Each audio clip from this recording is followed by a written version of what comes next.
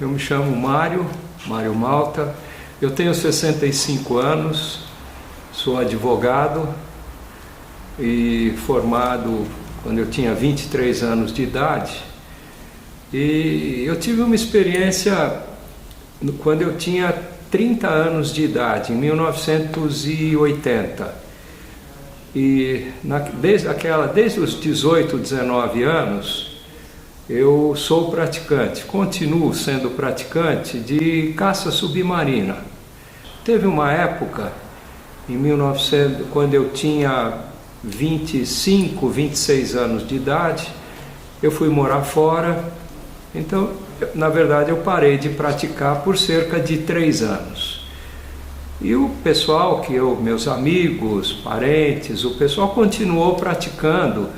Eu achava que acho que é um esporte que exigia assim bastante preparo físico, né? Porque a gente percorria o litoral sul, litoral norte, e eram mergulhos assim, cada vez assim mais, eu diria, desafiadores, né?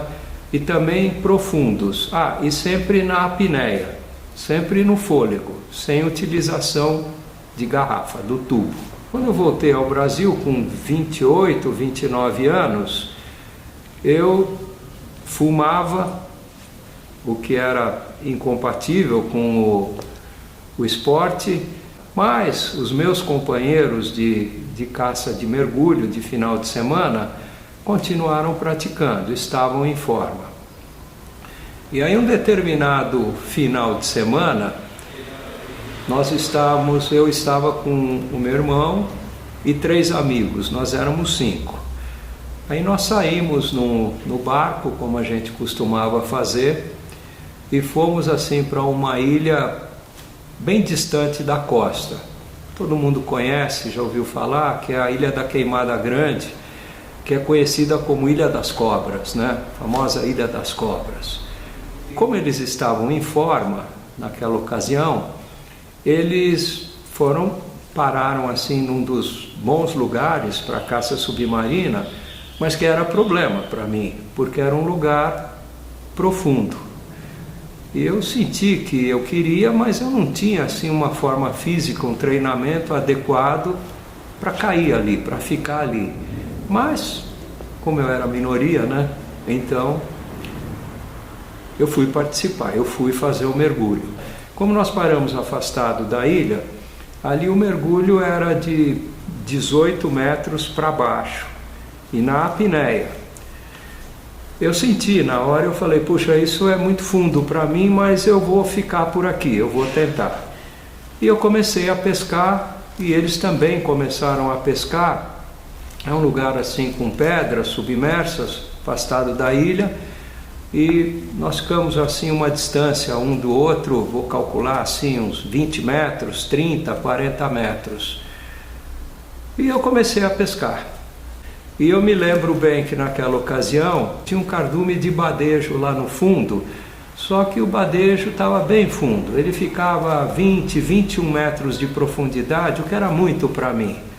E aí eu comecei a pescar e peguei outro peixe, peguei 3, 4, 5, e depois de uns 10 ou 12 mergulhos, né, na apneia, aí começa a sentir um certo cansaço pelo esforço, né, e a recuperação sempre um pouco mais lenta, né, até mesmo sentir assim que o batimento cardíaco já, a recuperação na subida, na superfície, né, e começa a bater, a gente sente ele bater um pouco no pescoço, né? Quer dizer, é um sinal de estafa, né? Mas eu continuei. Num determinado mergulho, eu desci conscientemente, até eu visualizo hoje assim, com muita clareza. Aí quando eu desci, eu vi o badejo que eu queria, que era o objetivo, e eu atirei para pegar aquele badejo e peguei. E quando eu peguei, que o arpão saiu, pegou o peixe, o arpão prendeu numa pedra. E tem uma carretilha, eu falei, deixa lá, eu pensei, eu vou subir, oxigenar, depois eu desço para tirar. Então eu comecei a subir com consciência, tranquilo, achando que primeiro eu ia chegar, eu ia oxigenar e depois eu tiraria o arpão intocado. Essa é a parte que eu me lembro na minha subida. E normalmente quando existe assim, falta oxigênio, o mergulhador ele fala que se excedeu lá no fundo, aí ele percebe que alguma coisa vai acontecer. Comigo não foi assim, que ele vai apagar, que não vai chegar na superfície. Comigo não foi assim, porque eu ia chegar na superfície. O fato é que eu tive um apagamento, desligou, eu apaguei, eu não vi. Aí quem conta a segunda parte, né, o que aconteceu, é o meu irmão. Porque o meu irmão, por sorte, ele estava ali na região que eu estava subindo, e ele viu que eu vinha subindo, e ele estava oxigenando, se preparando para descer. Aí ele resolveu esperar um pouco até que eu chegasse. E quando ele viu que eu estava a 3 ou 4 metros da superfície, ele resolveu descer. Mas quando ele virou e ele começou a descer, ele percebeu que eu apaguei. Porque aí eu apaguei e tem um certo espasmo, uma coisa assim, do apagamento que vem, eu não senti nada, absolutamente nada. Você mas ele viu. Inconsciente, né? Nesse momento você já estava inconsciente. Sim. Mas ele percebeu. E quando ele percebeu que eu comecei a voltar, né, por causa do cinto de chumbo que a gente usa, ele virou, largou todo o equipamento dele, desceu, me pegou mais no fundo e me trouxe para a superfície. Segurou, me tirou o cinto, tirou todo o equipamento para eu ficar mais leve, para que eu flutuasse, né? E aí ele me trouxe do fundo. Quando ele me trouxe do fundo, eu não me lembro, eu não sei. Aí eu tive, aí vem a experiência que eu tive, o que eu percebi. Eu não percebi absolutamente nada com relação ao apagamento. Vou apagar, vou desmaiar, vai acontecer isso, não. Aí eu tive uma experiência que eu percebi que eu estava assim num outro lugar. Eu percebi que eu estava num outro lugar. Por que eu estava num outro lugar? Eu senti que era um lugar assim que eu estava assim muito tranquilo, e eu caminhava por esse lugar que era assim, era um campo assim de relva, parecia um pasto, tal, e tinha uma leve ventania, um leve vento, uma brisa, né? Porque eu visualizo até hoje assim, que aquela relva, ela se mexia. Eu caminhava, eu queria ir assim em frente, adiante, mas ao mesmo tempo, né, eu não queria, eu resistia, eu achava que não, eu tinha assim um certo, não é medo, tá? Um certo temor, eu achava assim, mas alguma coisa assim, me convidava para caminhar, transmitia assim tranquilidade, né? Para que eu fosse, para que eu entrasse, para que eu caminhasse, para que eu continuasse, né? E eu fui continuando, e eu continuei com muita tranquilidade. Aí eu fui, eu não via assim nitidamente, fisicamente pessoas, eu não via, mas eu sentia que venha, tal, e dava até a sensação que eram assim conhecidos.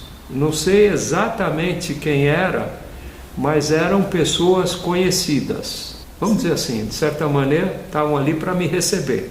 E assim eu fui. Só que aí eu também não vi, os meus amigos, o meu irmão, tentavam me fazer voltar. Aí eles me contaram. Aí eles faziam massagem cardíaca, faziam respiração boca a boca, né? E aí eu sentia, não que eles estavam fazendo isso, mas que eu precisava retroceder, voltar. A impressão é que o filme tinha que voltar. Mas aí eu sentia que, será que eu quero? Será que eu não quero? Né? Porque estava tão bom lá, né? Era uma coisa tão pacífica, tão tranquila, né? Que eu não queria dar marcha ré, eu não queria voltar. E de repente eu voltei, porque aí eu senti que no lugar que eu que eu cheguei, na verdade, no barco, né?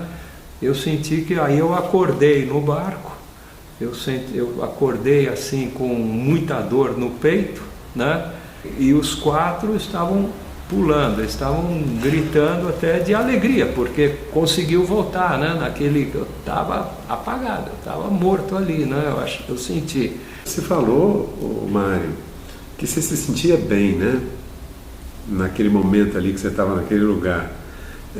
Isso está bem de acordo com algumas histórias que a gente ouviu, porque quase todo mundo diz que se sente assim com uma emoção muito grande, uma certa comunhão com o universo, uma alegria, uma paz interior, né? Uma paz, que a expressão que você usou.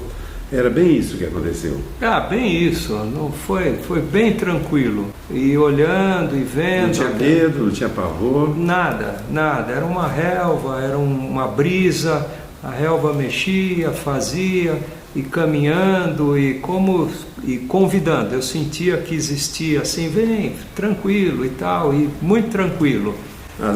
Aquilo parecia, não eram vozes, né? Alguma coisa que vinha na sua mente. Não eram vozes, eram... Você identificou como pessoa, alguma coisa familiar. Alguma coisa familiar, E acolhedora.